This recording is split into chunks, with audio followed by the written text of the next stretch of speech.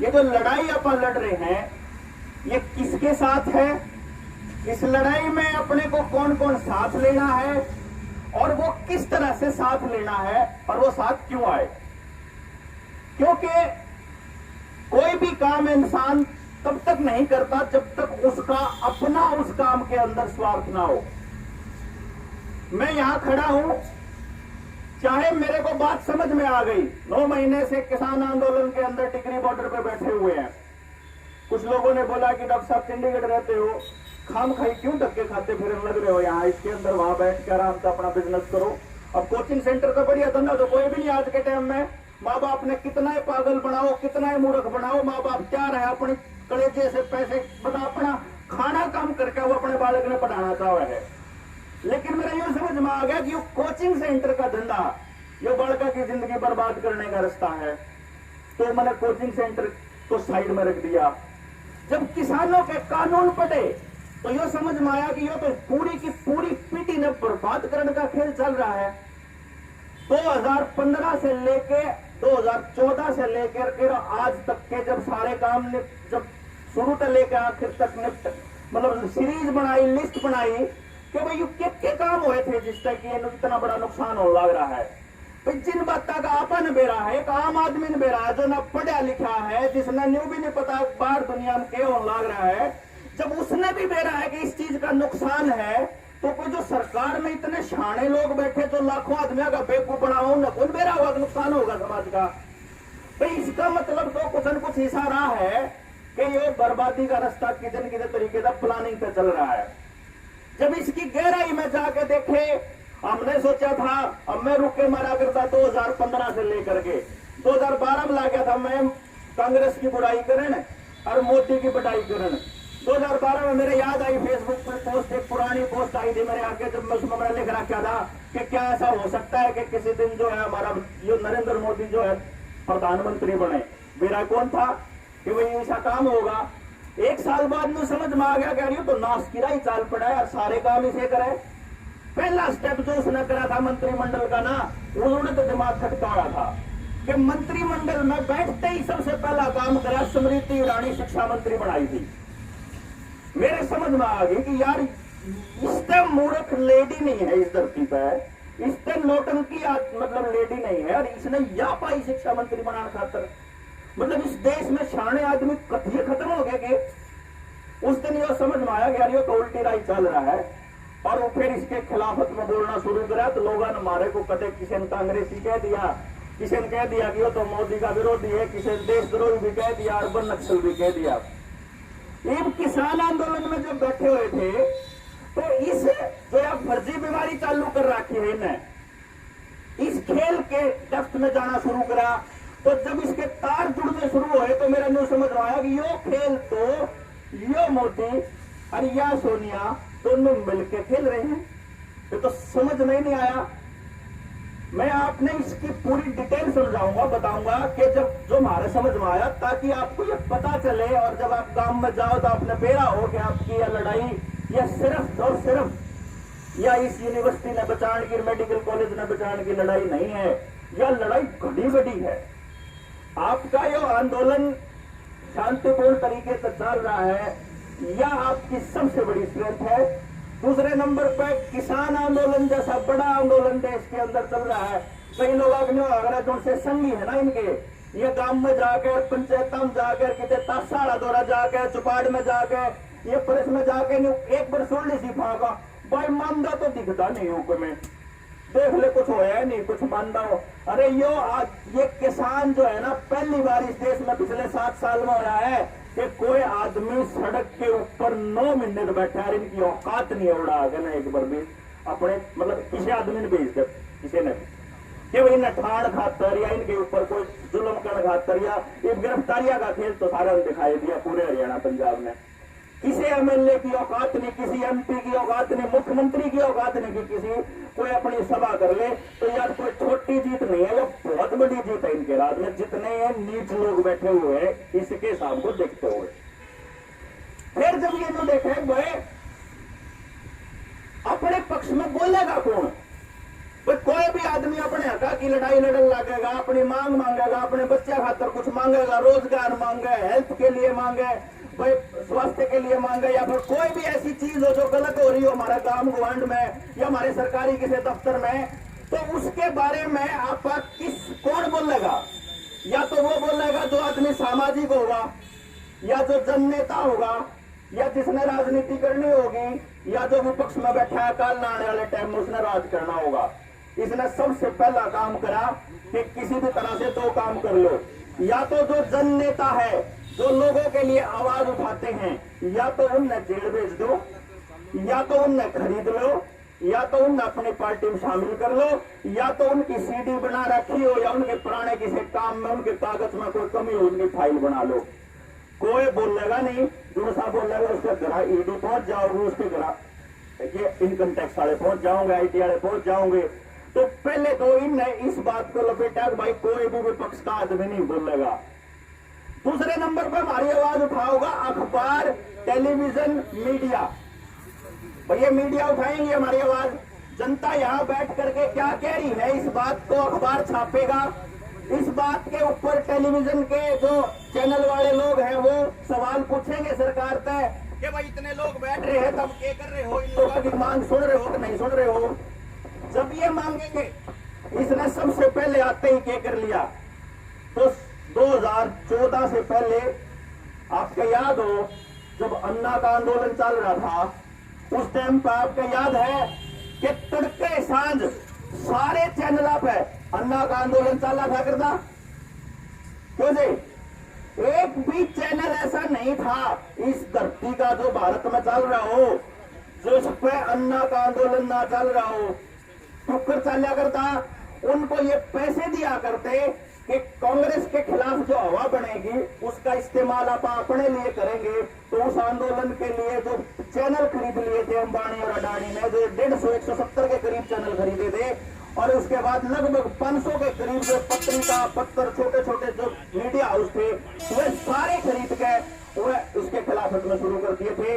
और इसके बाद से लेकर पिछले 7 साल में आज इस गांव का चाहे कोई आदमी अखबार पढ़ता हो, इस देश का, इस भारत का, इस हरियाणा का, पंजाब कितने का भी, चाहे कोई अखबार पढ़ता हो या ना पढ़ता हो, किसी के घर में टेलीविजन हो या ना हो, लेकिन उस आदमी न्यूज जरूर दे रहा है कि सारी मीडिया जो है बिकी हो रहा है, देना होगा।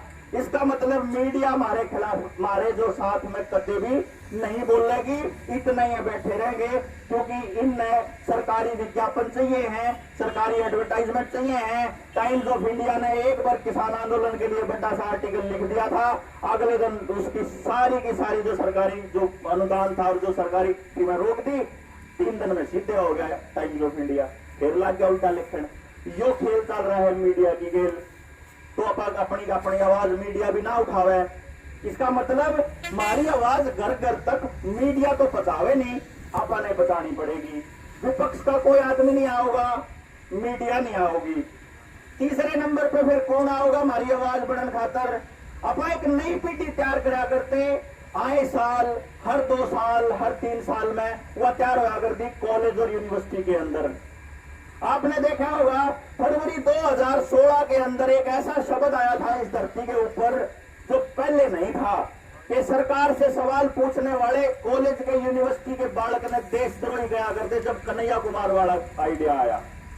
आज गांव के अनपढ़ आदमी ने न्यू बेड़ा है कि JNU के अंदर तो कांड हुए हैं, है ना, लेकिन यह बात उस आदमी ने नहीं बेड़ा कि JNU पिछले 7 सालों से नहीं, जब से JNU बनी है इस देश की सबसे बढ़िया यूनिवर्सिटीज खुद केंद्र की सरकार डिक्लेयर करने लग रही है। इस साल भी बेस्ट यूनिवर्सिटी थी, इस तक पिछले साल भी बेस्ट यूनिवर्सिटी थी। और जिस 2016 में कन्हैया कुमार को लेकर के बदनाम करी थी, उमर खालिद को लेकर बदनाम करी थी, उस टाइम पे सबने न्यूज बेरा ला गया कि ABVP में बढ़ाना गया था। ABVP वाले जो बीजेपी की जो संगठन था, छात्र संगठन, उसने वो सारा का सारा नारे लाना खेल खेला। जी न्यूज ने वह वीडियो डायरेक्ट मतलब डॉक्टरेट करी, वह वीडियो एडिट करी और देश के अंदर बदनामी करी कॉलेज के बच्चों की, ताकि गांव का जो बुजुर्ग आदमी है वो अपने बड़का ने, छोरे ने, छोरिया ने यूनिवर्सिटी जैसी जो बढ़िया यूनिवर्सिटी है जो सरकार के खिलाफ, सरकार देखो सरकार के पास करोड़ों रुपए का बजट होता है अपने गुण गाने के लिए। आपने रेडियो के अंदर एडवर्टाइजमेंट में सुना होगा, टेलीविजन में भी सुना होगा, और बड़े बड़े होर्डिंग लाग रहे होंगे, नीचे लिखा हुआ है अगर लोक कल्याण विभाग द्वारा जनहित में जारी। वो जो रुपया है लोक कल्याण विभाग का, वो जनसंपर्क विभाग का, सॉरी जनसंपर्क विभाग, पब्लिक रिलेशनशिप जो ऑफिस होता है, डिपार्टमेंट होता है, उसका काम होता है कि सरकार की नीतियों का प्रचार करना। अलग से करोड़ों रुपया बजट होता है। यानी कि जो सरकार का पब्लिक रिलेशन डिपार्टमेंट है वो भी हमारा टैक्स का पैसा इस्तेमाल कर रहा है एडवर्टाइजमेंट के लिए। उसी पैसे से जो है मीडिया को खरीदा जा रहा है, उसी पैसे से यूनिवर्सिटी और कॉलेज को बदनाम करा जा रहा है। तो अपनी पूरी की पूरी पीढ़ी को इस तरीके से बदनाम कर दिया। इसके बाद अगली पीढ़ी अगर थोड़ी बहुत काम करने लग गए तो आपके याद और ध्यान होगा, पिछले 2 सालों से स्कूल कॉलेज यूनिवर्सिटी सारी बंद हैं।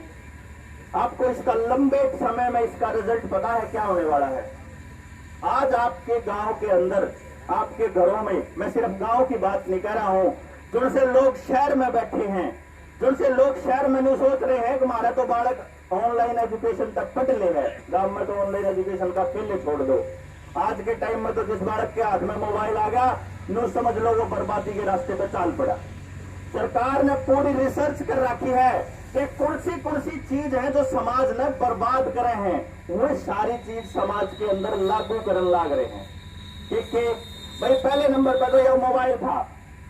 डिप्रेशन, आंख खराब हुआ अलग से, डिप्रेशन में जावे अलग से, दिमाग ब्लॉक हुआ अलग, गेम में घुसा है अलग, एडिक्शन जावे अलग। और इससे भी ऊपर मैं अपने एक और बात बता दूं, सर्वे आ गया है, इस दुनिया के अंदर सबसे ज्यादा पॉर्न साइट जो सर्च हो रही है वो इंडिया के अंदर हो रही है। जो गंदी साइट होती हैं वो भारत के अंदर सबसे ज्यादा सर्च हो रही हैं। और आपको इस बात का भी पता होगा, फेसबुक कौन कौन यूज करा है, फेसबुक और गूगल करे कोई भाई यूज करता होगा। कदे बाय चांस फेसबुक पे गलती तेन लिख दियो बढ़िया जूते किट मिले हैं, गुड शूज, लेदर शूज लिख दियो, एक बार यूं लिख दियो गलती तो गूगल पे लिख दियो, कितने भी लिख दियो, उसके बाद फेसबुक खोलोगे तो जूतिया की ऐड आनी स्टार्ट हो जावे हैं। यानी आपने अपने मोबाइल के अंदर क्या लिखा है, इस बात की पूरी खबर उन लोगों ने है जो ऊपर बैठा, जिसको आर्टिफिशियल इंटेलिजेंस बोलते हैं, जो कंप्यूटर एक एक बटन का ध्यान रखे कि आपका बटन कित था। ध्यान हो आपने जीपीएस ला लो, कित है लोकेशन भेजिए, फटाफट लोकेशन भेजते हैं। उस लोकेशन का क्या मतलब है, यानी आप कहां हो, किससे बात कर रहे हो, आप क्या सर्च कर रहे हो गूगल पे, वो सारा का सारा आर्टिफिशियल इंटेलिजेंस अपने आप सर्च करने लग रही है।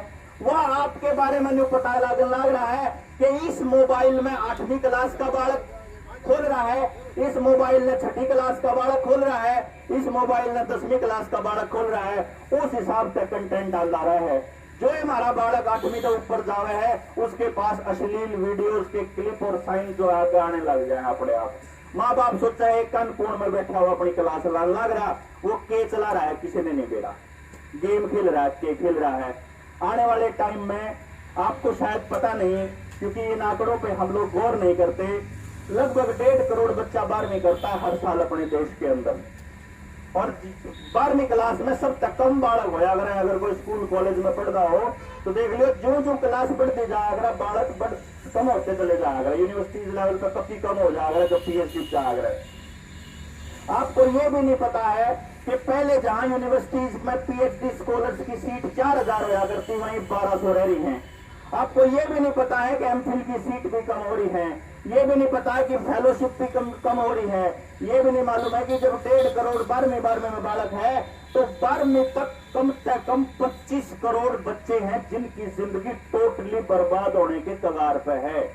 यानी कि जो हमारे बाप दादा परदादा दादा जो सिखाया करते मारते ही समाज के अंदर बैठ के बातचीत करा करते, हम और आपके बीच में सिर्फ इसलिए बैठे हैं कि हम उस दौर की पैदाइश है तो रोटी खांदे भूखी पा के बैठ जाया करते 4 भाई हम जो टटाए हुआ करता घर के नुका करते, धारा कतीची नहीं लगता, घर आप जा ठावर उड़ा भूखी जाकर बैठ जाओ, भूखी पे बतलाया करते, चाहे आप मैच की बतलाते हो, चाहे आप गांव को हांड की बतलाते हो, चाहे आप क्या की बतलाते हो, लेकिन आप समाज के बारे में बात करा करते। आज स्कूल का जो सिस्टम है, चाहे प्राइवेट स्कूल का सिस्टम हो और चाहे ऑनलाइन एजुकेशन का सिस्टम हो, हमारा बच्चा समाज से टोटली कट चुका है। प्राइवेट स्कूल में जाया करता, जब भी तड़के 6 बजे घर से निकलेगा, जाके उसके घर क्यों ना बस में बिठा गाओगे और शाम में 5 बजे आओगा, उसने समाज तक कोई लेना देना नहीं है। यानी कि एक पूरी की पूरी पीढ़ी बर्बादी की कगार पे है। लगभग 40 करोड़ बच्चा बर्बाद होने के रास्ते पे है और हमारा इस तरफ कतई ध्यान नहीं है। इसमें ना किसी जात का बालक बचता है और ना किसी इकोनॉमिक ग्रुप का बालक बचता है। अमीर का बालक होगा तो वो नशे करेगा, गांव में जिसका 25 किले उसका समझ लियो समय कहानी शुरू हो जाओगे थोड़े दिनों में, और जिसका गरीब का बालक होगा वो लुटेरा बनेगा। इसका मतलब अपने को गांव के एक घर में जाकर न समझाना पड़ेगा कि भाई तेरी औलाद की जिंदगी भी बर्बाद होने के रास्ते पे है, मेरी औलाद की भी जिंदगी बर्बाद होने के रास्ते पे है। मेरी रोटी की लड़ाई खत्म हो ली, मान लो मेरी रोटी की लड़ाई खत्म हो ली हो तो अपन उनकी बराबर में खड़े होना पड़ेगा जिनकी रोटी की लड़ाई तो चल रही है। जिनने नरेंद्र मोदी संसद के अंदर बोलता है कि 85 करोड़ लोगों को घर बैठे 5 किलो अनाज दिया, उसका क्यों गुण गावे है। इसका मतलब 85 करोड़ लोग भिखारी बनाने के कगार में बिठा दिए उसने। इसका यह मतलब है कि देश में जब 85 करोड़ आदमी उस 5 किलो कबाड़ के चक्कर में बाट देख रहे हैं, जिसके ऊपर 150 रुपया की एडवर्टाइजमेंट का वो लावे है बोर्ड, और जब कोई विरोध के प्रदर्शन करने के चक्कर में चलावा तो उनको ऊपर मुकदमा करा है। अपन खड़ा हो जाना चाहिए उस आदमी के साथ में, उन लोगों ने भी, गरीबा ने भी, जो से उस विरोध के अंदर उसके ऊपर FIR दर्ज कराए हैं। उन आदमियों को भी यह समझाना पड़ेगा कि आज तो थारा उनका तेल खत्म कर दिया जी, मिट्टी का तेल तो पहले हो लिया था, सरसों का तेल भी खत्म हो गया, उनकी दाल भी खत्म होगी, थोड़ा बहुत और कोई आता होगा राशन जो है, सिर्फ 1-2 चीज रहेगी मेरे ख्याल तक, चावल और गेहूं, जो होगा जी, है ना। तो ईब फिर बाद में बोल लियो ना 85 करोड़ है, 85 लाख करोड़ 3 फुटवा के लगे, 85 लाख करोड़ 3 फुटवा के। हाँ वही बात है। ये शायद आप लोगों को, हम लोगों को शायद नहीं पता होगा, पानी दियो, या तो वो पैसा था हमारे टैक्स का, या वो पैसा था डिपो होल्डर पर जबरदस्ती लगवाया गया था कि तन्ने लगवाने हैं इसके ऊपर फोटो। डिपो होल्डर की इतनी औकात नहीं है, क्योंकि उसके बारे में तो जो फैला रखा है समाज में कि तो चोर है। समाज का एक तबका बता दो मैंने आप, एक तबका जिसके ऊपर ही नहीं ठप्पा लगाने की कोशिश ना करियो कि वो चोर है। आप देखोगे आज के टाइम में सरकारी महकमों के खिलाफ अभियान चला रखा है इनने। कोई किसी की पुरानी फोटो उठाओगे सरकारी बैंक वाले की या मास्टर की, और उन्हें दिखाओगे एक सरकारी आदमी निकम्मा है, ताकि लोगों के अंदर सरकारी विभागों के खिलाफ नफरत पैदा हो, तो कल को जब वो उनको बेचने चले तो आसान हो जाए, लोग उसके खिलाफ ना बोले। आपको इस बात का भी नहीं पता कि आपकी जमीन जो सरकारी स्कूलों की जमीन थी, मैं अभी बात कर रहा था संदीप भाई से, मगर कितनी जमीन दी है भाई यूनिवर्सिटी खातर, बोला जी 168 एकड़ जमीन दी है, मगर इसका मतलब यह बिकेगी, फिर कर लगे ना हमने इसका इंतजाम कर रखा है, मगर इंतजाम तो पहले भी हो रहा था। आपके स्कूल की जमीन किसकी थी? या तो हमारे किसी बुजुर्ग ने वह दान दे रखी थी, स्कूला में कमरे बनाने खातर किसी ने अपनी माँ की याद में, किसी ने अपनी धर्मपत्नी की याद में, किसी ने अपने बापू की याद में कमरे बना रखे थे। जमीन या तो किसी आदमी की दान दी हुई थी या पंचायत की दान दी हुई थी स्कूला की। एक भी स्कूल की जमीन जो है वह सरकार ने खरीद नहीं रखी थी। और आपको शायद इस बात का पता है कि नहीं, मैंने नहीं पता, लेकिन अगर पता होता तो अपनी लड़ाई या भी शामिल होती गांव के हर आदमी को साथ लेकर के कि यह जमीन सरकार अपने नाम के ऊपर करने लग रही है। इस सरकार की इतनी हिम्मत के ऊपर होगी कि अपने नाम करने लग रही, जमीन मारी, बालकान मारन पड़ना, सरकार अपने नाम करने लग रही। पावर ग्रिड जितने बढ़ रहे हैं, पावर स्टेशन जितने बन रहे हैं, उन सारे की जमीन अपने नाम करने लग रही है। जितने मिल बन रहे हैं उनकी जमीन अपने नाम करने लग रही है। सरकारी डांगरा के अस्पताल बन रहे हो, PHC बन रही हो, CHC बन रही हो, सरकारी तंत्र कोई भी हो, वो अपने नाम करने लग रही है। उसके सिक्के आग लग रही है कि वो अपने नाम करने लग रही है। एक तरफ तो वो अपने नाम करने लग रही है और दूसरी तरफ लैंड बैंक बनाने लग रही है। तीसरी तरफ वो इसे कानून लेकर लग रही है कि जिनके बारे में खुद नरेंद्र मोदी ये बोलता है कि इस देश के अंदर 82% किसान, 82%, यानी कि अपने देश के अंदर 70% अगर किसान मानना, उनका 82% इस देश के अंदर ऐसा है जो 2.25 एकड़ की जोत से छोटा किसान है। यानी कि 2.25 एकड़ तक कम जमीन आवा है उसके। वो आदमी जो अनपढ़ भी है, जिसने 10वीं और 12वीं के ऊपर कौन पढ़ रखा, वो ये बात संसद के आंकड़े बताने लग रहा हूं। यानी कि उस आदमी ने जो बेरा है कि ये जो कानून आ गए, तो इन कानूनों के आने के बाद में इन आदमियों को बर्बाद करना कितना आसान हो जाएगा। क्यों? क्योंकि इन आदमियों के ऊपर पूरा जाल बिछा रखा उसने। आज से 15 साल पहले, 20 साल पहले, 25 साल पहले का अगर आप अंदाजा लगाओ, मैं सरकारी स्कूल में पढ़ा हूं, और जितने लोग आड़े बड्डे होंगे 40, 42, 45 साल के होंगे, उन सारे के सारे लगभग जो है वो सरकारी स्कूल में पढ़ रहे हैं। 10-10 रुपये, 10-10 पैसे फीस होया करती उनकी उस टाइम पे। क्यों? गांव का सरपंच का बालक भी उड़े पढ़ा था। मेरे गांव की मैं बताऊं कि मेरे गांव का नंबरदार सरपंच के बालक उड़े पढ़ा करते, और वह जो गांव का सबसे गरीब आदमी था उसके बालक भी पढ़ा करते। सारे जी लाकर पढ़ाया करते। तो प्राइवेट स्कूल आने के बाद में दो चीजें बढ़ी, एक कंपटीशन बढ़ा और एक पैसे का प्रचार बढ़ा। माँ बाप को यह लगने लगा कि पैसा कमाना जिंदगी का उद्देश्य होना चाहिए, क्योंकि पैसे से सुविधाएं आती हैं, और पैसा परमानेंट पैसा सिर्फ एक जगह पे आना रख दिया, वो रख दिया नौकरी के अंदर। नौकरी हो चाहे प्राइवेट चाहे सरकारी। अगर 90 के दशक की बात करो, जिस बालक ने उस टाइम में इंजीनियरिंग कर ली, उसने विदेशा में नौकरी मिला करती। सब ने अपने बालक इंजीनियरिंग की तरफ और डॉक्टरी की तरफ उगाने शुरू कर दिए। भाई किसी ने ड्राइंग का कोर्स कर लिया तो मास्टर लग जाएगा, फिर जेबीटी बीएड करने लग जाएगा, नौकरी लगेगा। नौकरी के चक्कर में आज अपने गांव का आदमी इतना पागल हो लिया कि वो नुए भूल गया कि नौकरी के अलावा भी जिंदगी होती है। अब अपने बालका ने जिंदगी के लिए तैयार करने की बजाय नौकरी के लिए तैयार करना शुरू कर दिया। उस नौकरी के लिए तैयार करने के चक्कर में उसने अपने बच्चे को पढ़ाने के लिए सरकारी स्कूल का तंत्र तो ठीक करा नहीं, उसने बल्कि प्राइवेट स्कूल में भेजना शुरू कर दिया। प्राइवेट स्कूल में भेजने के दो तीन कारण, बड़े नुकसान हुए उसके कारण। क्या हुआ? एक तो आदमी होड़ लगी एक तरह की कि जय संदीप का बालक बोला डीपीएस में पढ़ा, फिर मारा उसका घाट नहीं पड़ेगा, चाहे उसका फिर कितना ही कर्जा देना पड़ो। जब फलाने का बालक उस स्कूल में पढ़ा तो मारा भी भाव उस टाइम पड़ेगा, चाहे देखी जाओ, चाहे उसका कुछ समझ में आओ चाहे ना हो। उस बच्चे को नौकरी के लिए, पढ़ने के लिए जब गांव से बाहर भेज दिया, उस बालक ने जब एक बार बाहर का माहौल देख लिया, उसने देखा कि जो गांव में रोज उसका बापू उस पर न्यू क्या करता, अगर पढ़ ले नहीं तो न्यू मारेगी डाल डले होगा। क्या लाइन है? हमारे गांव के जमींदार के हर आदमी अपने बालक ने यह लाइन बोला, हर आदमी यह लाइन बोल के उसने अपना बच्चा खुद अपने टांगर तय, अपनी जमीन तय, अपने खेत तय दूर कर दिया, खुद अपने हाथ तय, अपने हाथ तय उसने अपनी जड़ काट दी अपने बालक की और भेज दिया शहर में। शहर में जाकर उन्होंने चाहे नौकरी मिलो 5,000 की, चाहे 6,000 की, उल्टा आ गया, कति राजी नहीं।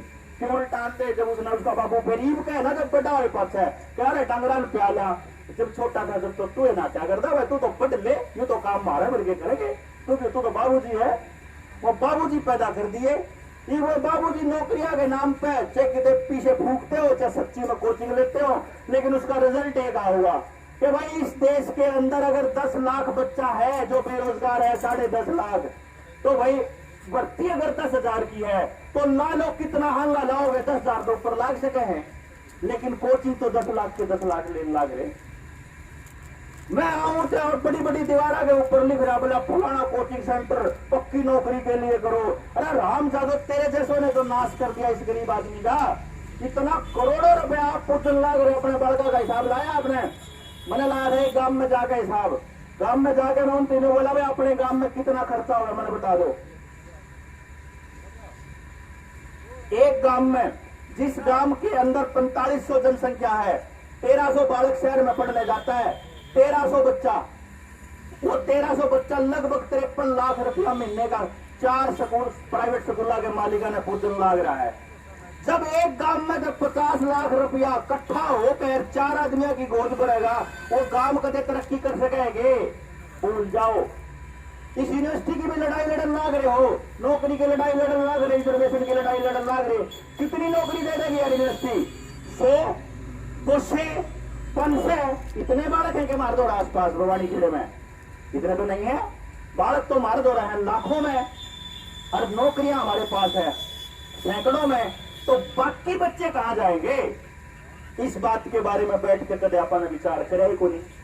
ना तो हमने कदे उस आदमी को पूछा जो हमारा प्रतिनिधि बनन चाले हो, ना तो सरपंच से पूछा भाई, ना स्कूल के मास्टर से पूछा, ना एमएलए एमपी ब्लॉक समिति जिला परिषद और कोई हो कुछ भी हो, किसी आदमी से न्यू को पूछा अरे मेरे बालक का तो नौकरी लाग जाओगी, इसका बालक का क्या होगा।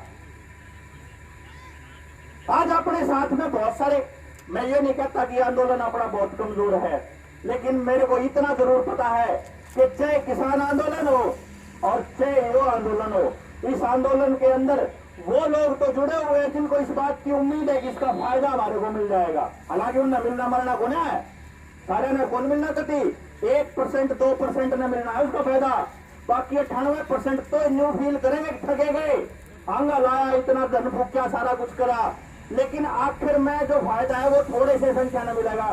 तो जिस संख्या ने यहां से फायदा होने की उम्मीद ही नहीं है वो क्यों होगा हमारी खेल। और सरकार के पास प्रचार तंत्र है, सरकार ने पिछले 7 साल में एक काम करा है कि चाहे किसी पे बीजेपी वाला झंडा, कमल के फूल वाला झंडा गले में बेशक ना पराया हो, लेकिन संग वाला कथा जरूर परा दिया गणे लोग आता है। ये हमारे बीच में इसके धरने के ऊपर भी संगी आगे बैठेंगे हमारी मनोबल ने कम करने खातर। इसे गांव में जाकर वहीं जाके न गांव के दूसरे तबके ने वहीं जाके नुकेंगे, बोला ठीक हो रहा है, इनकी मरोड़ लग रही है। मैं आपको ये डायलॉग बता रहा हूं जो असलियत में बोले जाते हैं। वहां गांव के गरीब आदमी लगा है, अगर जिनसे एंडी हो रहे थे जमीन वाले उनकी स्थिति हो रही है, और जिनसे जमीन वाले हैं उनने ऐसा लगा है कि हम तो 2 रोटी खा लेंगे, वह मरेंगे जिनसे कि कुछ नहीं है। सोनवा के मुंह लग रहा है तो हमारा फायदा है, इनका तो नाश होने लग रहा है। इसी चीज का फायदा इन्हें नोटबंदी उठाया था, नोटबंदी भी हो रहा था, गांव का समाज का एक आदमी ने सोच रहा था कि मेरा तो नाश हो रहा था, ठीक होया इसका भी होया। अमीर आदमी ने सोच रहा था, गरीब तो नहीं सोच रहा था कि मैं तो कत्ले नाश पहले हो रहा था, अमीर नहीं सोच रहा था अब मेरा तो नौकर लाग रहा है ना, मेरे के फर्क पड़ रहा है। किसी ने भी किसी के लिए आवाज नहीं उठाई थी उस टाइम पे। जब रोडवेज की भर्ती में उन्होंने एक एक्सपेरिमेंट करा था, बढ़िया एक्सपेरिमेंट, आपको याद हो तो 2018 में रोडवेज में हड़ताल हुई थी। रोडवेज की हड़ताल में उनने सबसे पहला फरमान जारी कर दिया कि जिनने हड़ताल करी थी उन सारे करांगे सस्पेंड और काल न करांगे टर्मिनेट और इनकी जगह लावांगे ठेके पर भर्ती करांगे। लोगों ने वहां तो चाहिए था कि सड़कों पर उतरा उन आदमियों के खिलाफ, सस्पेंड आदमियों के फेवर में होना तो चाहिए था सरकार के खिलाफ। लोगों ने जाके शुरू कर दिया हाथ पैर तोड़ने उनके नेताओं के, मारन ला दे ठेके पर लाने खातर। ये बात उनने क्या करा, तो पड़ासी तई भी ठेके शुरू कर दिए, ड्राइवर भी ठेके शुरू कर दिए, ले लो तार। इतने उड़े बैठे बैठे में मारते ही ले लो तार। जब तुम अपने आदमी की अपने आए के नहीं है तो थारा कौन सुनेगा फिर। ना पर रोडवेज वाला की गेल आए, ना पहला इसी वाला की गेल आए, एयर इंडिया भी की जब भी नहीं आए, पायलट बर्खास्त करे जब भी नहीं आए।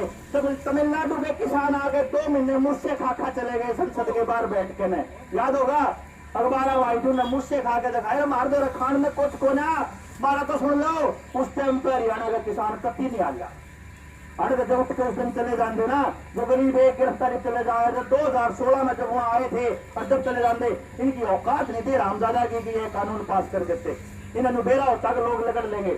लेकिन उस टाइम पर हमारे दिमाग के ऊपर एक पता नहीं एक परत चढ़ रही थी, अब ये जो कुछ करेगा ठीक कर करेगा। क्यों? क्योंकि टेलीविजन पे सातन कबाड़ चल रहा है। यानी कि अगर मीडिया आपकी लड़ाई नहीं लड़ रहा है तो मेरे को एक बात लगता है कि क्या हम लोगों को मीडिया के खिलाफ भी आंदोलन नहीं करना चाहिए? हाँ जी, अब हमारे को यानी कि जब आप अपने गांव राम ने समझान जाओगे, जब आप अपने गांव राम में बताने जाओगे तो उन गांव वाले तो नहीं बताना पड़ेगा। अगर जिस टाइम पे आज से शुरू वाला टाइम याद करो जब रेडियो और टेलीविजन में नहीं आए थे, उस टाइम गांव में किसी भी जात में, किसी भी मोहल्ले में किसी के भी एक आदमी गुजर गया बाय चांस तो 7 दिन खातर घर में रेडियो टेलीविजन नहीं चल करा था, आप शोक मनाया करते। अरे इन तो पूरी की पूरी पीढ़ी बर्बाद होने का शौक मना लो, इन तो टेलीविजन ने परमानेंट बंद कर दो, अखबार ने परमानेंट बंद कर दो, इनमें आपकी खबर कौन आ रही है? नहीं सोचते हो आपकी खबर आवे है। यह लड़ाई बहुत बड़ी लड़ाई है, छोटी लड़ाई मत मानियो। किसान आंदोलन हमारा रक्षक बना हुआ है। स्टूडेंट्स को एक तरफ उठ जाना चाहिए, किसानों को अलग से उठ जाना चाहिए। और जो सरकारी महकमे सारे के सारे बेचन लाग रहा है, बेल बेच दी, SAIL सेल बेच दी, steel authority of India limited बेच दी, है जी, कुछ भी तो नहीं छोड़ा। एक महकमा बता दो जो छोटा, वो डाकखाना अलग से बेचन लाग रहा है भाई। अब आई पहले तो उन्हें प्राइवेटाइज करेगा। ये बिया जमीन पे मैं पूछूंगा ना संदीप भाई तो पूछा माँ चुक्कर आ रहा मैंने बताइयो। तो शायद 2009 में आड़े शुरुआत हुई इस कहानी की। 2009 से लेके 15 तक आड़े कुछ नहीं होया, 14 तक। 14 के बाद एक नया प्रोपेगेंडा इन लोगों ने शुरू किया। उस प्रोपेगेंडा का बेस ये था कि ऐसा कौन सा तरीका खोजा जाए कि 168 एकड़ जमीन हथियाई जाए किसी तरीके का, हमारा हाथ हो जाए, हमारी कलम हो जाए। क्योंकि अगर आपके बच्चों को रिजर्वेशन दे दिया और आपके बच्चों को एडमिशन दे दिए तो लड़ाई में आप शामिल रहोगे। तो किसी भी तरह से आप लोगों को इससे बाहर रख के कलम अपने हाथ में रखने का प्लान है कि कल न जब या बेचनी हो जब बेच जाए। आज नहीं बेच पाओगे कोई बात नहीं। 2012 में आपको शायद पता नहीं है कि PHFI कब आई थी इंडिया में। पता PHFI क्या है? पता जनाब? सुन लो भाई, 31 तक काम की बात है भैया। जो बर्बादी के रास्ते शुरू हुए थे, सोनिया गांधी उस टाइम पे कांग्रेस की अध्यक्ष होया करती, मनमोहन सिंह और नरसिम्हा राव की सरकार होया करती। PHFI आई थी 2006 में इस देश के अंदर। PHFI ने ले आने वाला था बिल गेट्स फाउंडेशन के थ्रू। 2 मॉडल आए थे, public health foundation of India PHFI का नाम है, और एक दूसरा आया था PPP, पब्लिक प्राइवेट पार्टनरशिप। इन 2 की 2 स्कीमा का असली मकसद था किसी भी तरीके से सरकारी तंत्र के अंदर प्राइवेट कॉरपोरेशंस को घुसाना। जो CSR के थ्रू पैसा खर्च होता है, और PHFI का और PPP का मॉडल था, उसका एक ही मकसद था किसी भी तरह से सरकार के अंदर ये कॉरपोरेशंस घुसाने थे, बड़े बड़े कंपनी घुसानी थी। याद है एक टाइम पर न्यू गया करते कि एक